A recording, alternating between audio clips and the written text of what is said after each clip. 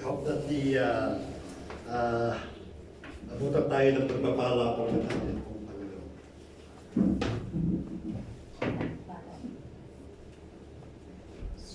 Yeah. Again, kaya mali paying condition.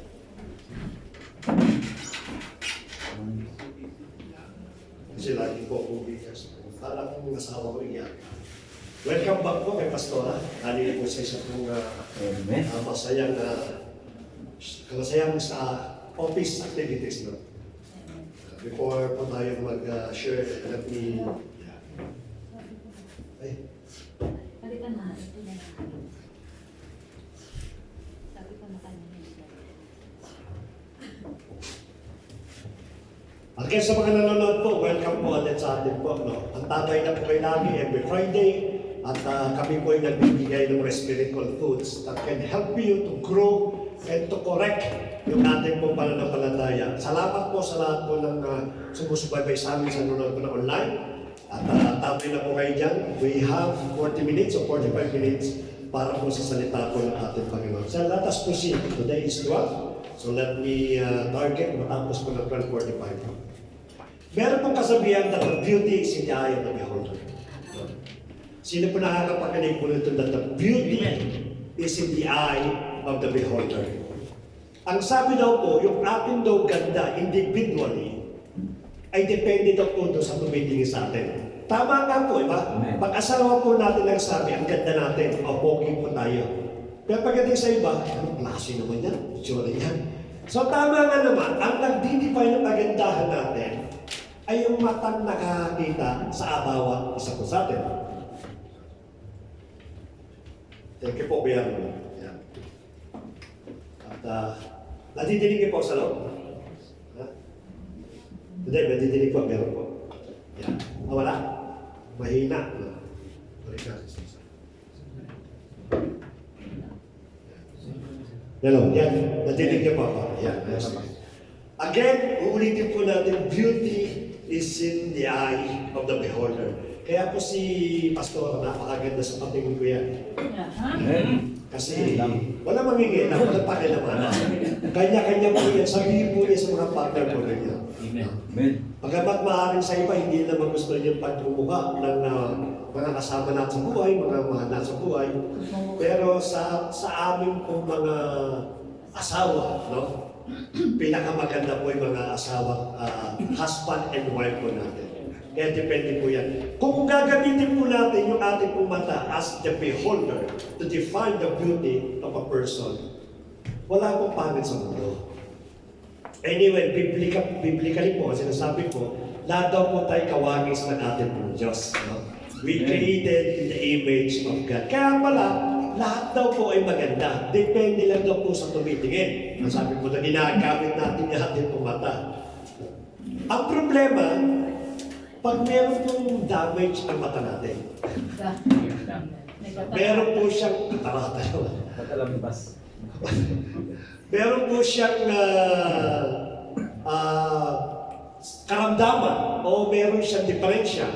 No, pag sinabi natin meron tayong diferensya sa ating mata, ano po yung madalas na pumapasok sa atin? Ano yung mga tinatawag na diferensya ng mata?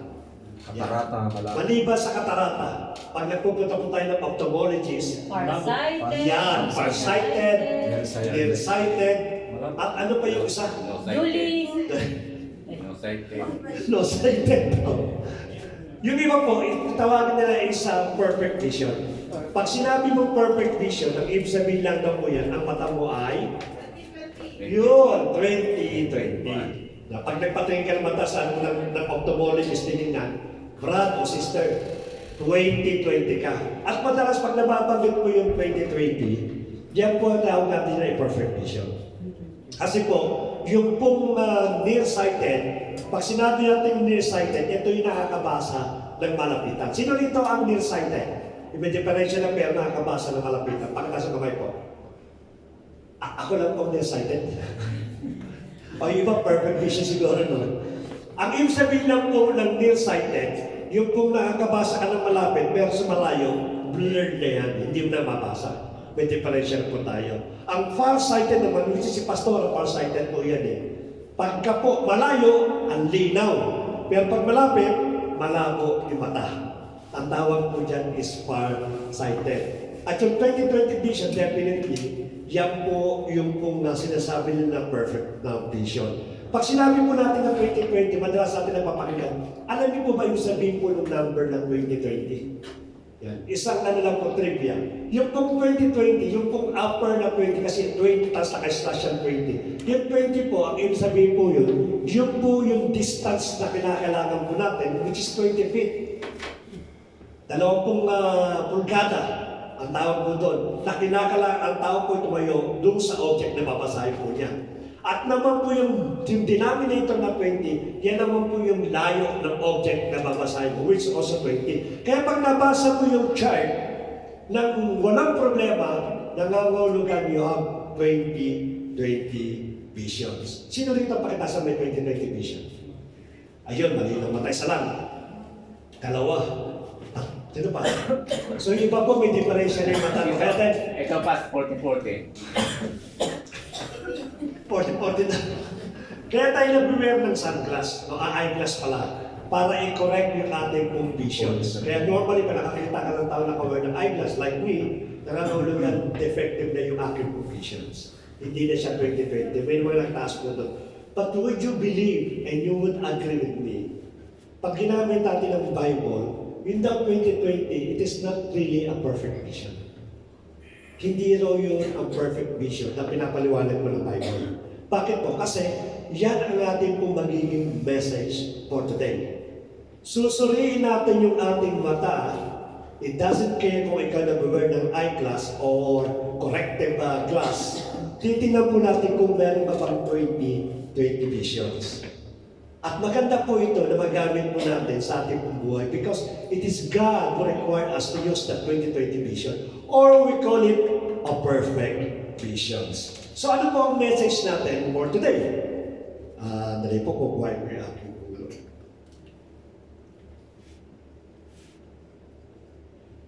Yan. Faith is the perfect vision. Yan. Ang pananampalataya pala nakapagbibigay ng perfect visions. Hindi lang siya 20/20, kundi it is more than what the Word explained about the perfect vision. Ang pananampalataya, lahat tayo may pananampalataya, but the question is, are you using your faith as a vision? No? Para makita po natin ng malinaw kung ano yung nangyayari sa atin. Because every one of us, aminin man natin o hindi, yung ating eyesight is very, very important in our daily lives. Bakit? Sa makita kasi ng mata, kaya nasabi ito yung window ng ating soul. Kasi dyan nagsisimula lahat yan eh.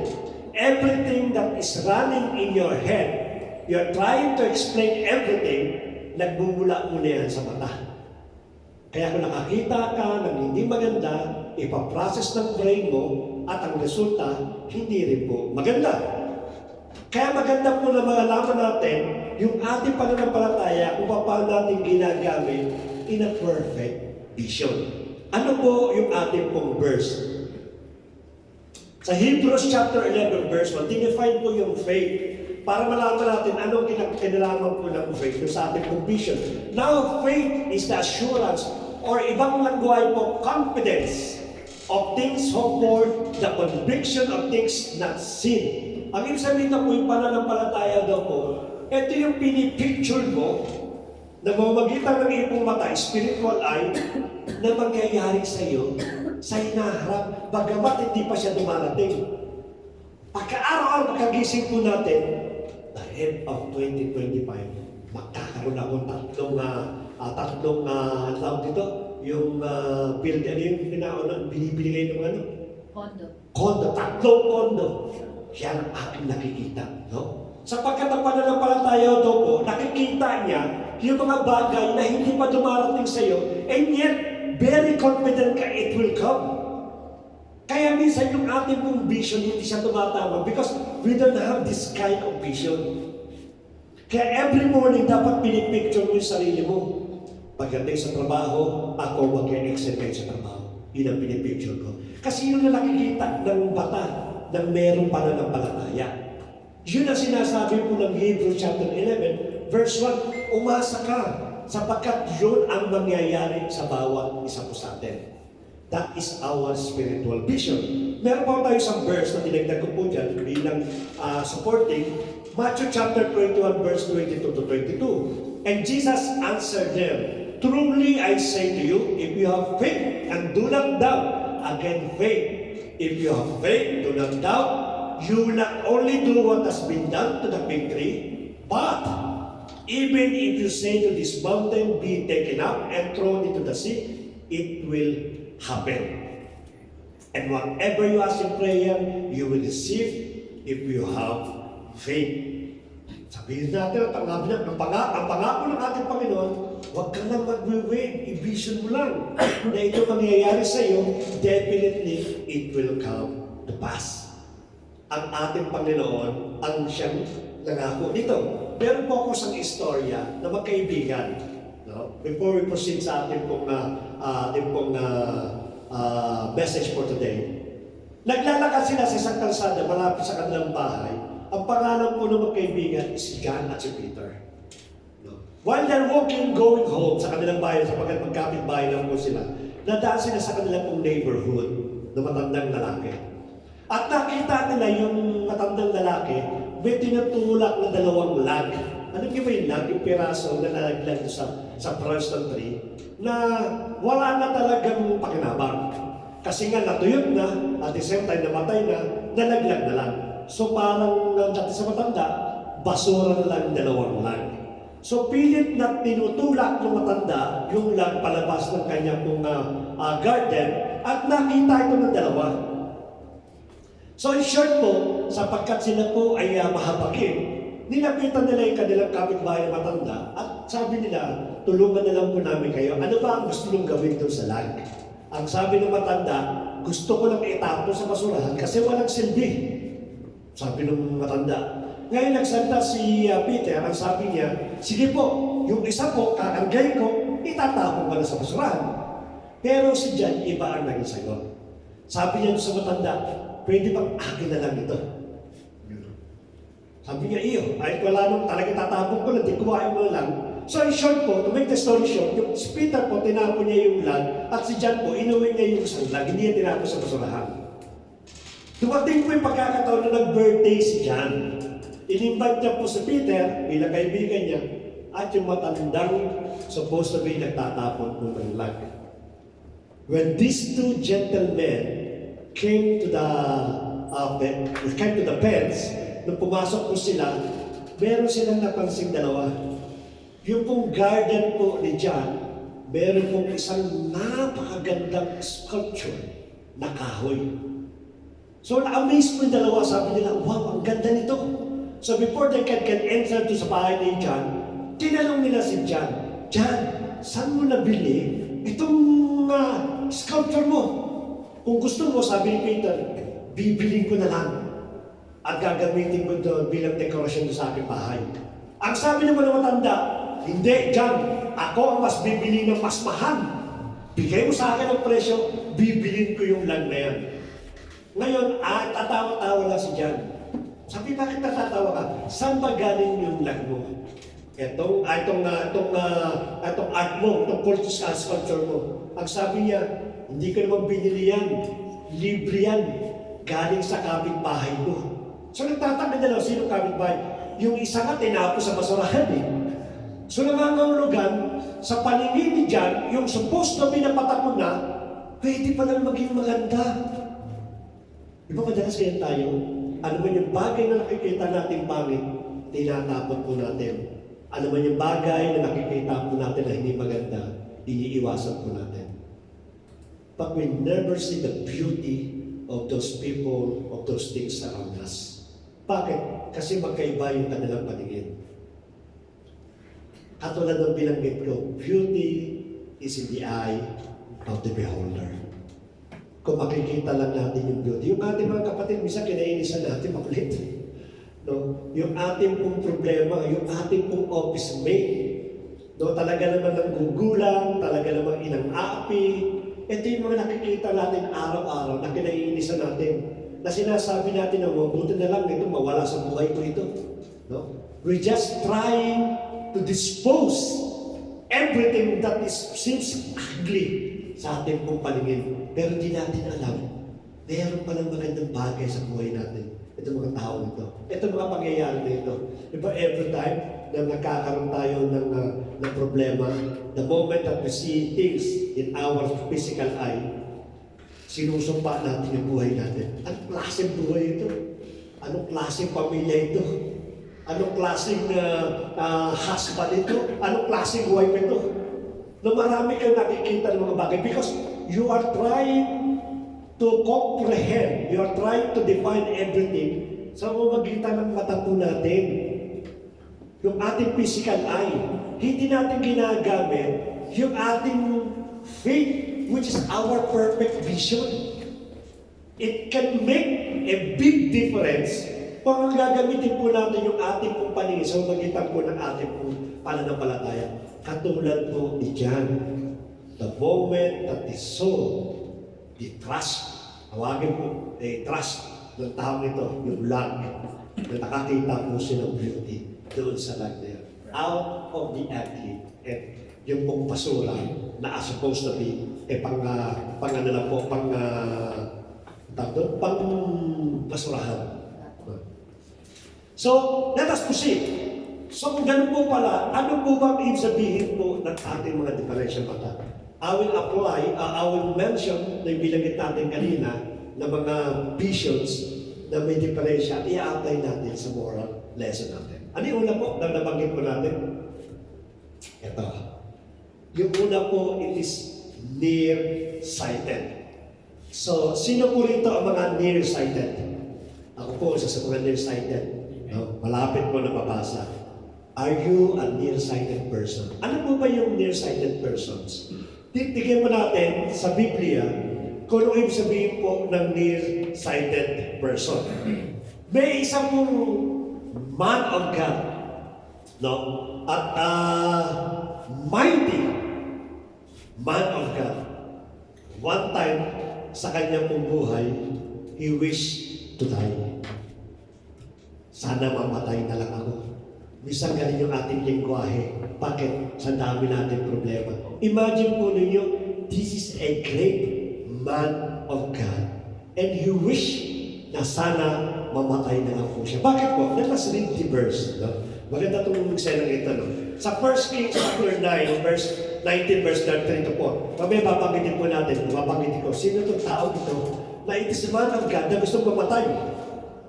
Then he was afraid. Natakot daw po itong tao ito. And he rose and ran off his life and came to Beersheba, which belongs to Judah, and left his servant there. Kung baka sana tumatakbo na sila sa takot, kasama yung mga servant niya, pagdating ko sa Beersheba, maiwan na kayo dito, magkanya-kanya na tayo. Basta ako magtatago ko. Sa takot po niya. Ano yung kinakatakutan po ito? May malalaman po natin. But he himself went a day's journey into the wilderness and came and sat down under the broom tree. Nung nabagod po ito sa katakbo mag-isa, dahil talagang gusto yung takasan yung kanyang pong problema, umupo po ito sa isang ilalim puno at nagmuli-muli. At ito po ang binanggit po niya. And he asked that he might die. Panginoon, mamatay na sana ako. Sabi nitong great man of God, saying, it is enough now, O Lord, take away my life, for I am no better than my fathers. Sino po ang taong ito na nag-wish po na mamatay because of so much pressure and problem? Kilala po ninyo? It is Prophet Elijah. Ito po yung pong nagdadaan po yung naglaban sila ng maraming propeta. Sige, sindihan ninyo yan. Tumawag na kayo sa Diyos ninyo. Kasi challenge niya yung Diyos ng si Ahab at saka yung asawa si Jezebel. Magtawag na kayo. Ang yabang nito eh. At the end of the day, nag-champion po sila. At napakadaming miracles ang ginawa ng tao nito. But one time of his life, he wished to die. Bakit po? Kasi hinahabol po siya ni Jezebel at ni Ahab para patayin po sila sapagkat nabalitaan niya yung lahat ng propeta ng mga Hudyo, pinagpapatay po ni Ahab at ni Jezebel. Sapagkat meron pong propeta si Jezebel na hindi na taga-propeta ng ating Panginoon. So ginawa niya, sabi niya kay Prophet Jeremiah, si Prophet Prophet Elijah, ang sabi niya is, magtago ka na, sapagkat ikaw na ang next na papatayin. At ito yung eksena po na gusto niya nang mamatay. Gusto niya nang patayin siya ng ating Panginoon. Why? Because he don't see his life worthy. Ang sabi po nga niya dyan, for I am no better than my fathers. The same thing that happened to us. Every time that we experience ng problema, katulad po tayo ni Prophet Elijah. Bagamat minsan hindi natin bini-wish na mamatay po tayo, but we keep on running. We keep on hiding. Nagkaroon ka ng problema sa kapatid mo, the best thing na gagawin mo is what? Left the church. Gagawin mo sa chat room is what? Left the chat room. Pinakamabilis mo yan eh. But you are like Elijah. You are running from your problem. And God is not really, natutuwa sa ganun sa ating Panginoon. Nung nagsisilbi ka sa atin, pa napakainit mo. You are joining the ministry in order to serve God. No, you keep even, sacrificing your time.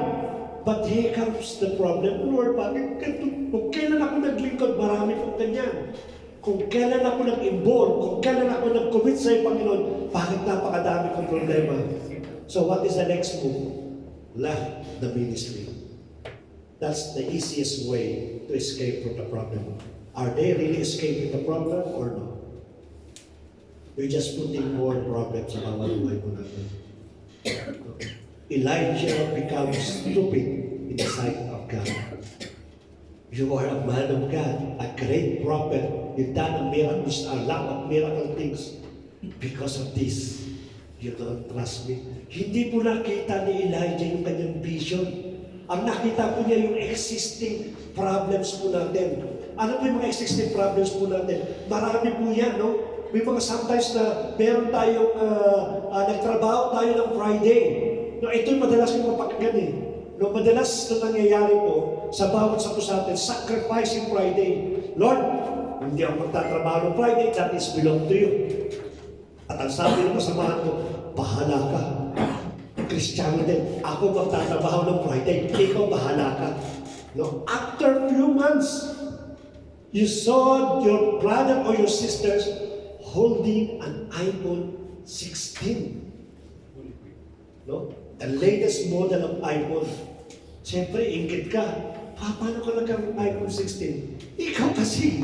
Ikot-ikot ka. Atin ka natin every Friday eh. Ayan, naka-overtime ako ng Friday. Nakaipon ako ng pera. Nakabili ako ng gusto ko. Ikaw naman, hindi mo nakita yung vision ng ating Panginoon. Hindi mo nakita yung faith mo, which is the 2020 visions. Ang sasabihin mo, sayang ang ginawa ko. Sana hindi na ako mati ng Friday. But little you know, there's something happening inside the spiritual world. Hindi mo namin napapansin po yan. For me, I never po ako nang hinayang for those Friday na supposed to be umatin ako ng seminar. No? Ang sabi nga nung sa kasama ko nung nakita kami, Brad, umatin ka ng seminar. Napakadami mo ng certificate. And a lot of biggest company here in Saudi Arabia, they are running after you. Kinakailangan namin ang katulad mo sa dami ng certificate. No? Because yung mga kasama ko na marami silang certificate, where are they now? Ang gaganda ng trabaho nila, ang ganda ng company nila. So kinakailangan ko pag hinayangan, mga wasted Friday at wasted na paglilingkod ko sa ating Panginoon. No! Why? Because I am better for them. I'm better. Amen. I am more blessed compared to them. No. Bakit po? Sapagkat marami pong ginawa sa amin ang aming Panginoon. Marami na po ako nakita kapatid na napaka-positive. I will not mention those people. Nakikita ko yung mga TikTok, mga post po nila eh. Napaka-positive po ng kanila po. Ako po na-amaze, no? Na-amaze po ako sapagkat nakita ko kung paano po turner ng ating Panginoon kanila pong buhay. Hindi po yan mga tao na maraming pera. Yan po nangangailangan po ng pera. Yan po nangangailangan po ng kapahinga. Yan po nangangailangan din ng pag-support sa pamilya mo. But look at them. Now look at them, how their life transferred those people na nakakapanood. Ikaw mismo lulubog ka, makita mo kapatid, magbihira itong sister ko na ito. Mas marami pa akong pera dito, bakit malungkutin ako, bakit lubog ako? Samantalang ito, hindi ko makita yung kanyang hinagpis sa kanyang pagbuhay. Why? Because he has a 20-20 visions. He knows that God is with him all the time na kanyang pagbuhay. And you cannot pay that, yung emotion, yung damdamin mo natin. Hindi mo pa pwedeng bilhin ko yun. Ito yung mga tao po na kung saan ay pinangihinayakan sapagkat ikinukumpara po nila. May isa pong mangyayari po rin po, no? Maliban kay Prophet Elijah. Ito, sa Psalm 73 verse 1 to 20. If you read yung 73 chapter 73 verse 1 to 8, ito po patungkol po ito kay Esau. No? Bagamat mahaba po siya, i-exam ko na lang po. Ang sabi po ni Esau dito, for I was envious, nagsiselos ako Panginoon. No? Mamaya sasabihin natin sino tao ito. Yung una, prophet, a man of God. Pero let me read this next, sasabihin natin kung sino si Esau. Sabi niya, nagsiselos ako. Why? Because of the arrogant when I saw the prosperity of the wicked. Panginoon, etong wicked na ito, magnanakaw ito, hindi umati ng Friday, hindi umati ng prayer meeting, hindi nananalangin. Bakit yung mayaman? Samantalang ako mahirap. Kaya yung pagiging arrogant niya sa akin, yung pagiging boss ko niya, napapahiya ka, Panginoon. Ito yung sumbong po ni Esau sa ating Panginoon. Why? Kasi nga, nearsighted ang tao ito. Nakikita niya na yung malapitan. For they have no pants until death. Their bodies are fat and sleek. Nagtatabahan na ito, Panginoon.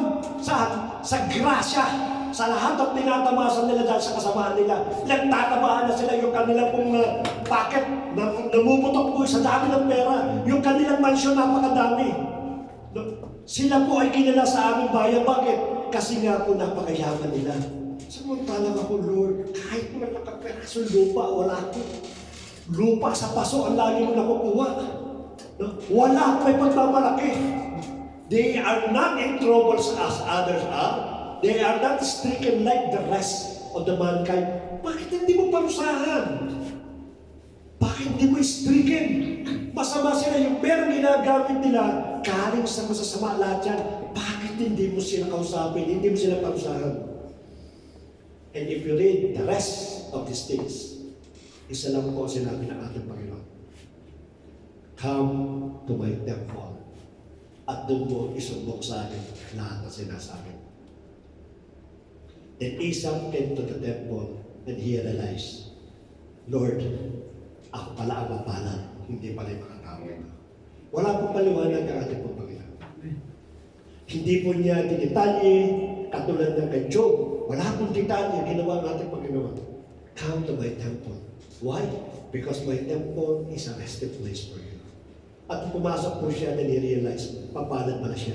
Tayo po mapalad po tayo. Yeah. But why? We don't see these things because ginagamit natin yung ating pong physical na vision. Nearsighted tayo. We just comprehend everything. We just define everything. Kung ano yung present situation po natin. But we cannot go beyond yung pong ating pong vision. Nakapokus tayo sa mga nakapaligid sa atin. Nakapokus tayo doon sa mga nagkakaroon ng pagpapala compare sa atin. Minsan tinatanong mo, Lord, araw-araw naman ako nagdi-devotion sa'yo, bakit hindi ko nararanasan itong bagay? No, we question everything. We tend to question everything sapagkat napaka-limited po ng ating mata. Dapat po matuto tayo tumingin kung sino po tayo. Matuto tayo tingnan kung ano po yung ating pong kalalagayan. Isa pong salmo, itong si Esau, isang mga awit sa ating pong Panginoon sa templo. In fact, kasama niya po si David na maawit sa kanya. That one day, tumating sa punto po siya, nakita po niya yung mga tao na kapaligid sa kanya. One day po, darating po sa bawat sa atin. We will focus our eyes for those people, for those wicked people na napagpapala ko. Never question God. Never po tayo may wicked. Why? because alam natin that we are more blessed compared to them. Nalaman po ni Isaac that this treasure, that these people is now na tinatamasan nila is only for temporary. It is not a permanent.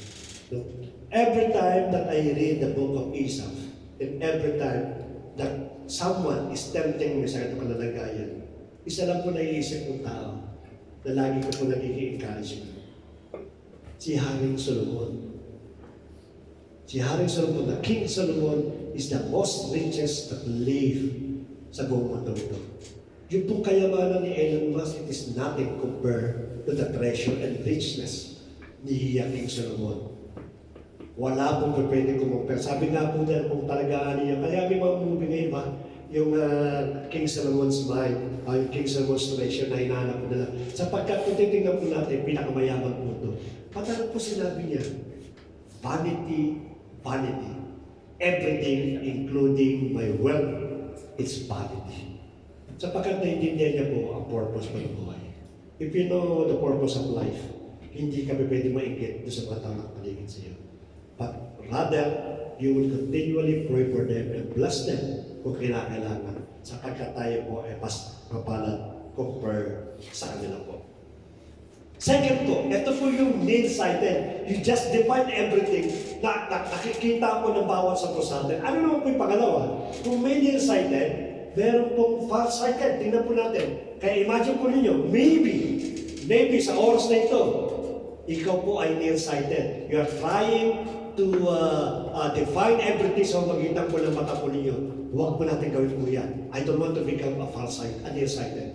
No, neither to become a farsighted. Ano po ba yung mga farsighted po? No, ang magandang example po nito, sa Luke chapter 12, verse 17 to 19. And he thought to himself, what shall I do? For I have nowhere to store my crops. Ano bang gagawin ko? Ang dami ko ng crops. Ang dami ko ng kayamanan. Pareho na ako ni Elon Musk. Bilyonary na po ako. Pero itong tao ito, nag-iisip pa kung paano dadagdagan yung kanyang bilyon. Yung nga lang thousand sa pera, yan tumilangin, pa kayong billion. Itong tao ito, nag-iisip po siya. And he said, sa kanyang sarili, I will do this. I will tear down my barns and build a larger ones. And there I will store all my grain and my goods. Because during that time, ang treasure mo is grain and goods. Marami po siyang ani, taon-taon, lagi po siya kumaani ng more than ang kanya pong na-expect. Inilalagay niya sa kanyang barn. Yung kanya pong barn, napakadami, punong-puno na po. And this time, darating mo na yung anihan, saan ko ilalagay ito? Alam ko na, sisirahin ko yung aking barn, lalakihan ko para magkasya po doon. Imagine yung gano'n ito kagalit. Ano yung iniisip niya, yung kanya pong future. Kaya nga sabi niya rito, and I will say to my soul, you have ample goods laid up for many years. Relax, eat, drink, be merry. No? Pinaghahanda niya yung kanyang future. Para pagdating ng future, napakadami niya ng pera, relax lang ito, pa-abroad. Madalas po kaya po tayo. No? Yung pong planning, maganda po yan. Tinuturo ng Diyos to plan. Yung over-planning, hindi na po maganda. That will give you anxiety, yung pong worries, and later on, depression. Sober na po yan, over-planning. Kakaplano ko lang, ano ba mangyayari sa akin? Yung umpisa, pinaplano natin business, di ka pa nalulugi business. Wala pa nga yung business mo eh. Pero sa imagine mo, nalugi ako sa business, malungkot ka na. Advance ka. Kasi bakit? Yung future kasi lagi iniisip. You are farsighted. You're looking at something that still never happened. Kaya nga sabi ng ating Panginoon enough na yung problema mo itong araw na ito. Bakit iisipin mo pa yung future mo? Diba? Hindi makakadagdag ng buhay po natin po yan. Ganyan po tayo. Sabi ko sa inyo, we plan. Kami po nagpaplano. No, but yung plan po natin, i-lay down natin sa ating Panginoon. Sabi nga, yung the plans belongs to us. But the succession, or the success, yung pinakatagumpay ng ating plan, it belongs to God. Nagplano ka, Lord, ito na yung kami po may plano din po kami, no? We are not something like dependent as an OFW. Okay, nagkakaroon tayo ng konting kita o magandang average na income sa Saudi Arabia, but it doesn't mean that we have to stay in Saudi Arabia. Soon or later, uuwi po tayo. Nung nagpa-plan po kami ng business, pero lagi din ang sasabi na, bakit natin plan? Pag ikaw po yung over-planning na, it give you anxiety. Hindi na po maganda po yan. Leave it to God. Meron kang visions na nakikita at the end of this year, ito aabutin ko, stay on that vision. Kasi kung iisipin mo yung maraming bagay, kinakalangan, ito gawin ko, kinakalangan, ito planuin ko, kinakalangan, napakadami ka, katulad po ng mayaman na ito. No? Nagplano po siya. At nangyari naman po, no? Nangyari yung kanyang pangarap. Nakapag-ipon po siya ng maraming kayamanan. Now, he's about to retire. Magre-retire na po ito. Kasi sabi niya, uupo na lang siya, magre-relax po siya. Eto na ngayon. No? Dumating na yung time na magre-relax po siya, dinalaw po siya. Ang sabi sa kanya, ang tawag sa kanya? Full. Hangal. Bakit naging hangal? Hindi mo alam sa oras na ito, kukuhain ko ng buhay mo. Sino nakinabang sa kanyang barn? Maharing yung kapitbahay niya, wala kang magkakamag-anak. You cannot control our life. Kaya dapat po tayo, makita natin yung vision po natin in a simple way. So, hindi natin dapat makita kung paano nagkakaroon po ng problema ang bawat isa po sa atin, katulad po ng tawagan na ito. Why? Because ang sabi dito, hindi mo hawak even a single second of your life. Hindi ka may hawak niyan. Hindi ikaw nagdidikta niyan. Kaya yung ating vision dapat lagi nakalay sa ating Panginoon. Actually, mas maganda pa kung nag-vision ka noon kailan ka matarating. Yes. Yun ang binivision mo kasi ang greatest of natin. Yun ang ating blessed hope. No? Kaya yung tawag ito, yung hangal na ito, yung single second mo hindi mo hawak. Even us, mga kapatid, let us be a good visionary. Paglabas natin dito, maaaring nadulas ang bawat sa atin. Maaaring nadulas ako, nabigay dada na, tumama yung aking ulo. Say, bye-bye na. Bye-bye. Going to heaven. Wala po nakakaalam ng buhay po natin. So dapat ang pinaghahanda po natin yung ating pong vision, yung ating pong, yung align sa ating pong Panginoon, yung ating pong vision na yan. Ano pa po?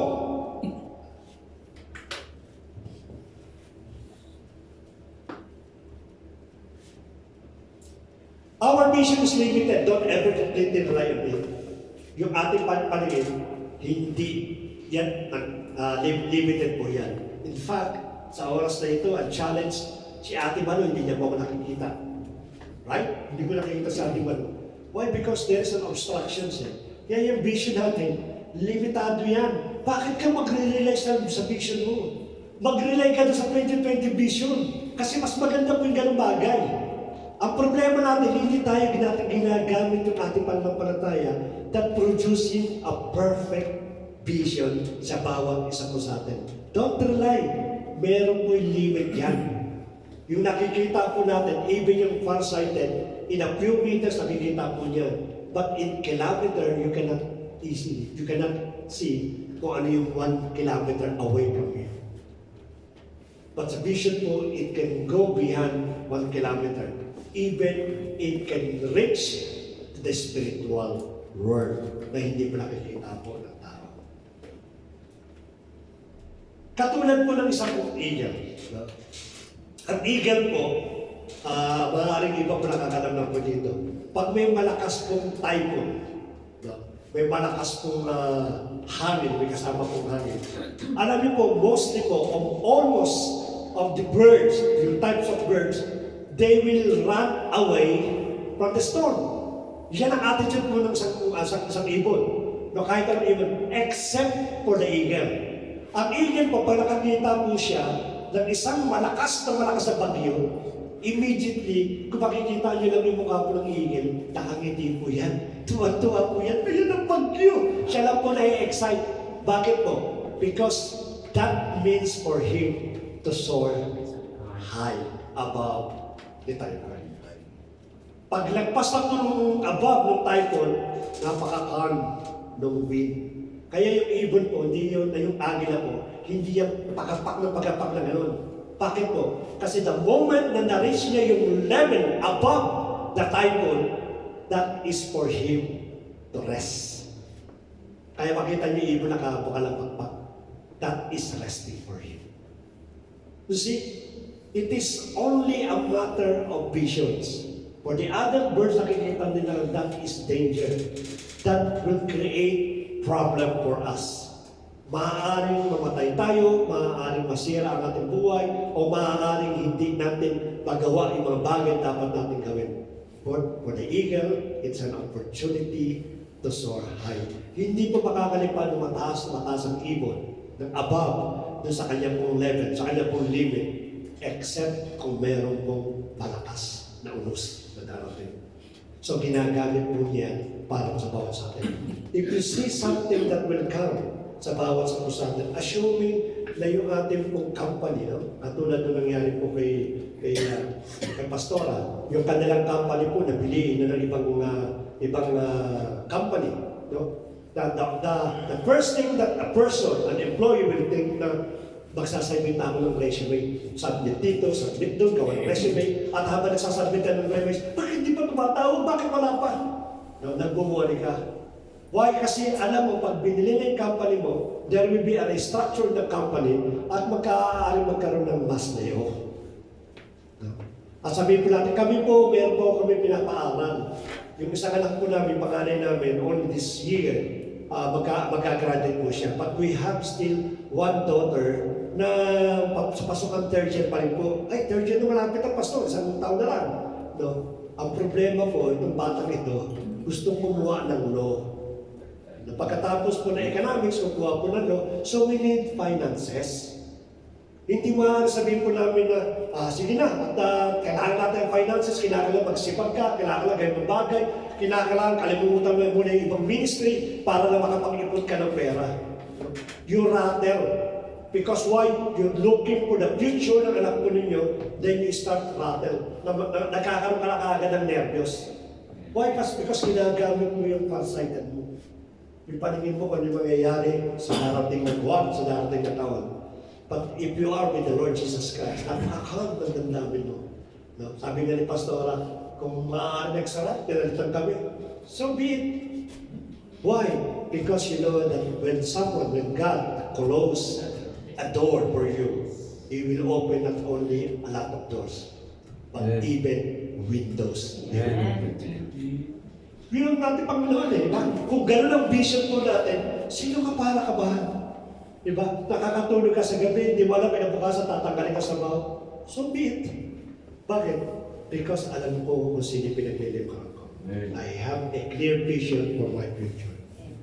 Kaya sabi natin, if you try to look the book, because when we accept the Lord Jesus Christ, God Himself wrote our life. Sinulat niya na yan, siya nagsulat niyan.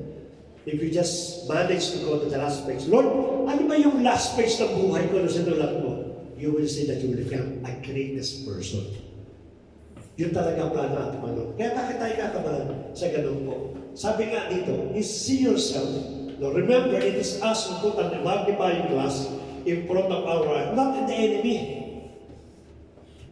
Yung magnifying glass, hindi tayo na niyan kayang naglalagay. Napakaliit ng problema mo, kaya siya lumalaki. Bit-bit mo yung magnifying glass mo, tinututok sa mata mo. Kaya tingin mo sa pinakamaliit na gano'n, specs lang, ang laki ng problema ko eh. Bakit? Kasi wala na akong trabaho. Huwag ka ng trabaho. Ask God. No, ikaw naglalagay mismo, huwag natin lagay magnifying glass. Napakaliit po yan. Bakit ko sinasabi? Ang measure po ng bawat sa atin, hindi tayo, yung ating po laki ng Diyos. Ngayon, i-challenge ko kayo. Sino pwede sumukat sa laki ng Diyos? Hindi mo kaya sukatin mo laki ng Diyos. Bakit? Kasi hindi mo siya pwede sukatin. Kanong kalaki po ang ating po Panginoon. And lastly po, yung perfect vision dito po po. Pagkapat ako po ay excited, but I always claim, I have a perfect vision. Sapagkat ito dapat tayo sa lahat ng sitwasyon. Ano yung perfect vision? Bigyan ko po kayo ng example. sa verse na ito. Ito maganda po. Ito, sinare ko na po yung dati. Ano po yung perfect vision? Sa 2 Kings chapter 6, verse 16 to 18, ito po sinabi niya, He said, "Do not be afraid, for those who are with us are more than those who are with them." Then Elisha prayed and said, "O Lord, please open his eyes that he may see." So the Lord opened the eyes of the young man, and he saw, and behold, the mountain was full of horses and chariots of fire all around Elisha. And when the Syrians came down against him, Elisha prayed for the Lord, and he said, "Please strike these people with blindness." So that he struck them with blindness in accordance with the prayer of Elisha. Ano po nangyari po dito? One day po, yung pong servant ni Elisha, nagising. Nagkwento ko na sa iba po ito, kwento ko sa hindi pa nakakapakinig. Nagkakape. Davidoff eh. Nagkape. Saan yung Davidoff po? Mas ko yung mali. Davidoff, no? Siyempre pa nagkakape ka sa umaga, tuwan-tuwa ka. Pasipol-sipol pa yung time. Kasi tuwan-tuwa siya kay Prophet Elisha sa kanilang bahay, sa kapahinga nila. Doon lumalabas ito para magkape pahangin sa kanilang kasada. Nakita niya, they are surrounded by their enemies. All around. Umikot-ikot po siya, it is surrounded by the enemies. Yung kanya pong kasiyahan, palit po yan. Immediately, he ran to Prophet Elisha. Panginoon, gumising ka. Bakit? Sapagkat oras na ng kamatayan natin. Nagulat si Prophet Elisha at nagpapahinga. Para natin, Panginoon, no? Tahimik lang, nagpapahinga, calm. Sabi niya, ano ba nangyari? Sumama ka sa akin para makita mo. So, nung lumabas po si Prophet Elisha, nalaman po niya kung ano yung sabihin ng kanya pong alalay, ng servant po niya. They are completely surrounded by the enemy. No way out. Pero pagkakaiba po ng dalawa, nung lumabas po si Prophet Elisha, yung kanyang servant nanginginig sa takot. Yung kanyang servant talaga naman pong hindi alam kung ano pong gagawin. Pero nung sila po sabay na lumabas, si Prophet Elisha po nakangiti. Bakit po siya nakangiti? Sapagkat hindi niya nakita yung enemy. The enemy that surrounded them, hindi po yun ang tinignan ni Prophet Elisha. Paglabas ni Elisha, kumakanta po ito, alive, alive, alive forever. Tuwan-tuwa siya. Bakit ka tuwan-tuwa? Sabi niya, Amo, hindi mo ba nakikita yung nakikita ko? Nagulat po yung kanya pong servant. Para praising po, baliw na si Prophet Elisha kasi mamamatay na kami. Nabaliw na, nawala na sa katinoan. Then Prophet Elisha prayed for the Lord. Panginoon, open the eyes of this person. And suddenly, yung pong talukap na nakatakip po doon, nabuksan po ng mata. At nung nakakita po siya, kumanta din po siya ng alive. Bakit po? Kasi po yung number ng chariots with fire, napakadami po, over-numbered yung kanila pong enemy. At nung sila po susugurin po, isang matter lang ng prayer. Panginoon, bulag. Binulag po yung lahat ng enemy. At sila po nagpapala. See, this is the perfect vision. When comes problems, you see everything in God's vision. Lord, wala kami trabaho. Nagpa-part-time kami. Huwag mong i-claim na wala kami trabaho. Lord, tomorrow, there will be a part-time for me. Why? Because that is my vision. Ganun lang natin, Panginoon, no? Nakikita natin yung lahat ng bagay according doon sa kanyang pong paningin sa bawat sapo sa atin. Napakaganda po na example, no? Kung tutusin po natin andun yung problema, yung reality ng problema, andun doon po. Andun doon yung facts na talaga meron silang kaaway. But Elisha, Prophet Elisha, never lived that kind of reality. He went outside the reality because he knows whom he served, God. Don't use your physical eye when things hard to understand. No, hindi po dapat natin gamitin po yan. Pangalawa po, the reality exists, but faith is about our reality, even our senses and facts. It is about, alam niyo po ba, pag sinabi natin faith, it is above our common sense. It's above our senses.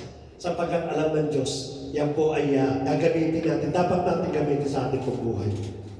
See yourself above everything. And in conclusion po, let me show you a photo that I hope that everyone can understand the real message for today. Sa photo po nito, may dalawa pong klase ng hayop. The buffalo and the lion. At sila po ay nagkaroon po ng encounter, face to face. So in short, kung sila po ay face to face, there are two visions involved. The visions of the buffalo and the visions of the lion. The question is, are you the buffalo or are you the lion? We will answer that one mamaya sa ating pagpaliwanag. Maiksi-maiksi lang po sa kapilang conclusion. Ano po ang buffalo's vision? When they encounter face to face, ano po yung buffalo na vision po nila? The buffalo immediately run. Why? Nakakainin ako ng lion. Yung nasa harap ko na danger, hindi ko kayang ma-encounter. And to be honest, the buffalo is almost 3 times the weight and also the size of a lion. Yung kanyang muscle na malaking ampiyan, din po yan, napaka-powerful po yan. But look at how the buffalo saw himself. Kakainin ako, tatakbo po ko. Kaya tayo pa ay mga buffalo. Ano po yung vision po ng lion? Food. Nakakita po siya ng mas malaki sa kanya, hindi po niya nakikita bilang isa pong threat sa kanyang buhay. Ano nakikita niya? Blessings. Blessing. Kahit anong kalaki, nung kaharap niyang problema, ang nakikita niya, blessing. Amen. Steak ang kakainin ko ngayon sa dami nila. Imagine po ninyo, the same eyes, but different perspective ang nakikita po nila. Are we same like the lion? Amen. Every time you're facing a problem, this is my stepping step. Tataas naman ako. Ito yung aking maturity. Ito yung aking aking kaparaanan upang makita ko po mga bagay na ganito. Alam niyo po si Pablo, nung nasa pinakulong, reality is there. No, nakakulong sila, dungeon, parurusahan sila. That is reality. But these people, they never look these things in reality. What they will do is what? To worship God. Why? Because I have a 2030 vision that God will do something about these things. Ganun po dapat yung vision po ng bawat isa po sa atin. Makita po natin kung paano po nagkaroon po ng malaking magbabago sa ating pong paningin. And lastly po, when David confronted Goliath, everyone eyes, including King Saul, that this guy is a giant, that this guy is undefeated, that this guy is a champion, a warrior, and no much para po sa atin. That is the eye of a soldier. That is a legitimate warrior during that time. Here comes the shepherd. No experience in a battle. When facing Goliath, which is very, he looks like a child. Ang talit nito. Kinakatakutan ninyo. The reality that really Goliath is a giant. But look at the way that David looked the giant. Napakaliit po para sa kanya. And I can defeat these things because I can bring the name of the Lord. Every time that we are facing a giant in our life, na nandito sa ating pong harapan, you always declare, this is small compared to the size of my God. And God will crush this in front of me para sa bawat sa atin. Let us use our perfect vision. Don't live in things that will give you only a negative sa ating pong buhay. Sapagkat ayaw ng Diyos po yan. He wanted us to live according sa perfect vision po niya. Maganda po na makita po natin that who we are in the sight of God and how we use our spiritual eyes. Sapagkat yung ating pong eyes, kung gagamitin po natin by means of faith, no, it will go beyond those sa nakikita po natin and can even reach doon sa ating po, sa kingdom ng ating Panginoon. Let us pray. Lord, salamat po ni Panginoon sa hapon na ito, Father God, sa aming pong message, Panginoon. Yes, totoo po, na minsan nagagamit namin yung aming pong physical eye. We don't see how big the God that we're serving.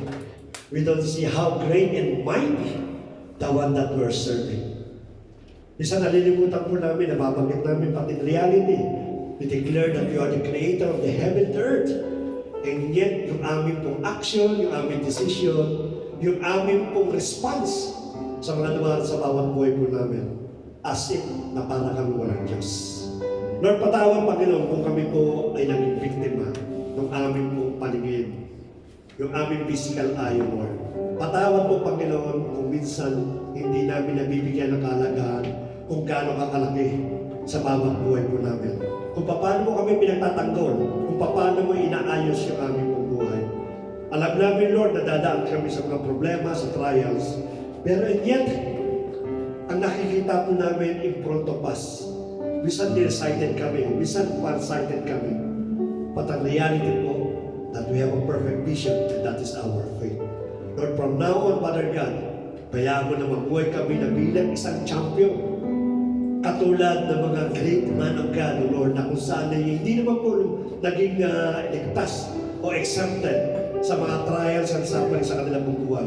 And yet, above all these things na nasa nila, they go above higher than these things. At tulad po ng eagle, na kung saan, Father God, na you're supposed to be ulos, na siya dapat aming katakutan, ay kami po na, Panginoon, na bilang mga steps towards sa aming pong maturity, sa stability ng aming pananampalataya.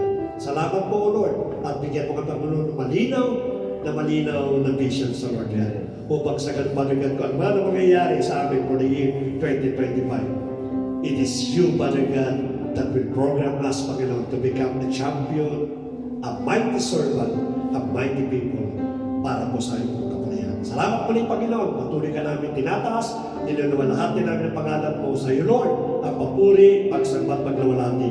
Ito po dalangin namin, lahat tayo magsabi na. Amen. Amen. God bless po.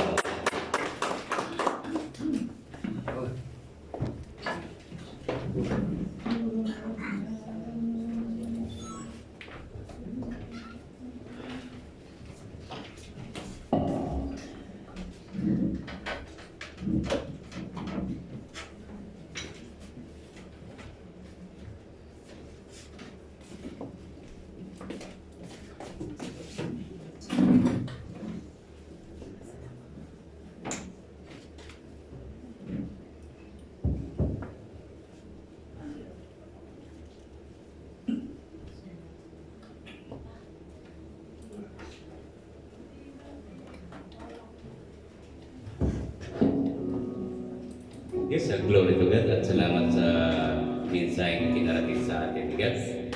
So, ang magiging positive thinking na po natin ay harapin ang lahat ng mga pagsubok sa ating buhay. Nakasama si God. Always positive guide God ikaw na. So, now, nadako po tayo sa ating ikaw po sa tithes. So, may babasahin lang po si God sa atin. Leviticus 27:30. At lahat na ikasampung bahagi ng lupain, maging sa bingnig ng lupain o sa bunga ng punong kahoy ay sa Panginoon, maging banal sa Panginoon. So, ibig sabihin, ang lahat na natatamo natin na blessing sa ating mga buhay, ito hininga lang natin. Isang blessing na bumula sa kay God. Kaya ito yung sinagpapasalamat natin. Then physical, sa mga aspect na pang-araw-araw ng pamumuhay, ay pasalamatan natin si God. Ipagbabalik na blessing natin kay God. So, ito yung may hindi sinasabi nanunumbat si God. Ito yung binabalik lang natin. Ito yung isang uri ng pananampalataya natin kay kung papatuloy tayo magbalik blessing kay God, ay patuloy tayo i-bless God. Yung mga kumpanyang ginagamit ni God sa atin ay patuloy nagiging daluyan ng pagpapala sa bawat isa. Isa natin kalusugan natin kasi papatuloy tayo mag-work hanggang may masama ang ating physical na pangatawa. Kaya sabi nga ni God, magtrabaho kayo para kayo ay mabuhay. So paano tayo magtatrabaho? Kung may karamdaman tayo. So salamat din kay God. I declare to you, Lord, Jesus Christ, walang sino mang mapuoperahan sa ospital. Gagaling at gagaling ang isa naming kapatiran sa pangalan po ni Sister Malu. Lord, kayo po ang dakilan niyang manggagamot. Walang may na karamdaman, malubhang karamdaman, hindi mo papagaling sa buhay ko, sa katawan po ni Sister Malu. Si po ay gagaling sa pamamagitan ni po, Lord. Kayo po ay Jehovah Rapha, Jehovah Jireh, Lord Jesus Christ. Doctor ng kanyang katawang lupa, maging spiritual po, man po niya. Ito ay isang blessing na bumula po sa iyo, Lord Jesus Christ. Lord, so ganoon, para tayo Diyos na inigado.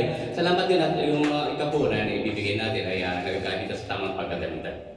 Nakapagpatuloy tayo sa gawain ni God. So maraming salamat at umpisa na po tayo magbigay.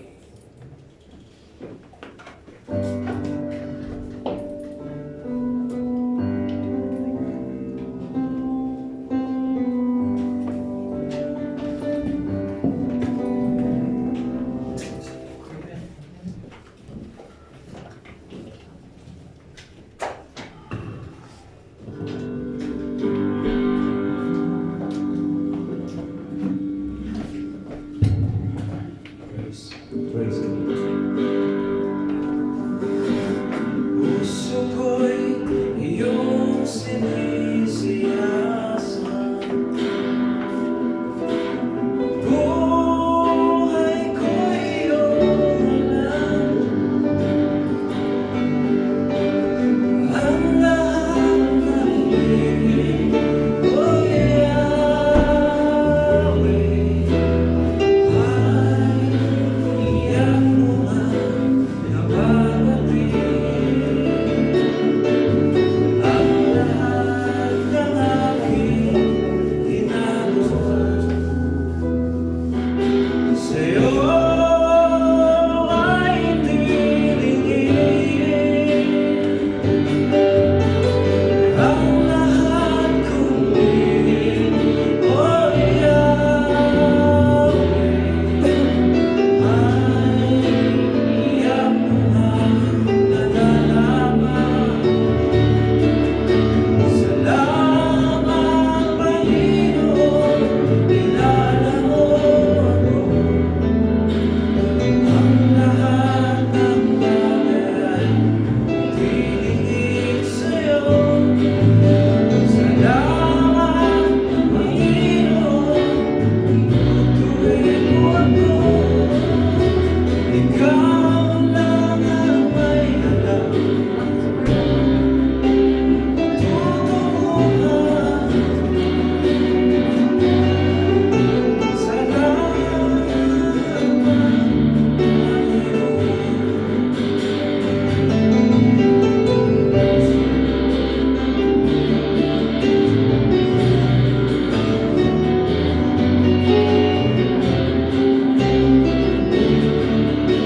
nagtitingin sa'yo. Salamat, Panginoon, tinutuwid mo ako. Ikaw lang ang may alam.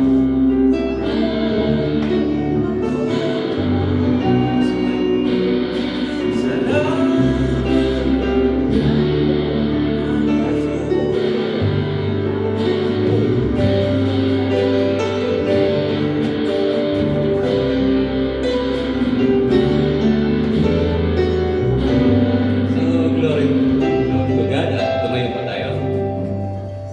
Ipag-pray lang po natin ang ating apo. Lord, maraming salamat sa pagkakataon ito. Lord, tamatagpuan naman po kami na pagsagawa ng tests and operate sa inyong panamba. Ito'y magagamit na sa pagpapatuloy po namin sa inyo. Lord, ang heading po namin ay makapaghanap kami, may provide nyo kami ng bagong building, Lord Jesus Christ. Yes, Lord. Ay may underground na para safe po ka lang nag-iingay po, Lord Jesus Yes, Christ. Lord. Lord, kailanman hindi nyo kami binigo sa aming mga kahilingan po sa inyo. Yes, Lord. Gaya na rin na mensahe niyo po, paminaw, which is sa mga oras nito. Masalamat Lord sa mga kampaning patuloy ginagamit yung bilang daluyan yung pagpapala sa bawat isa sa po namin pamilya. Sa kalusugan po, Lord, pisikal, Lord, maraming sa kalusugan spiritual, Lord, Diyos, higit sa lahat. Maraming salamat natin po sa mga dalangin basta sa lahat, pagkakila po sa inyo at pagsamba sa pangalan po na imahan na po na Jesus Christ, bagay sa walang sawang paggabay po na inyong Holy Spirit sa bawat isa sa amin, O Diyos ang mga hari. Love you, Lord. Amen.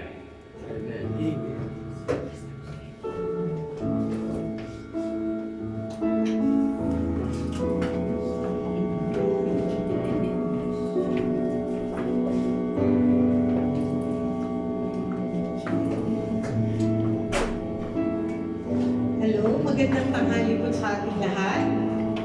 Are we blessed po sa message ng ating pastor about the 3 visions na present po na dapat nating bigyang pansin. So, are we 2020 visions in the eyes of God? Amen. Amen. So ngayon po, since we are 2020 vision in the eyes of God,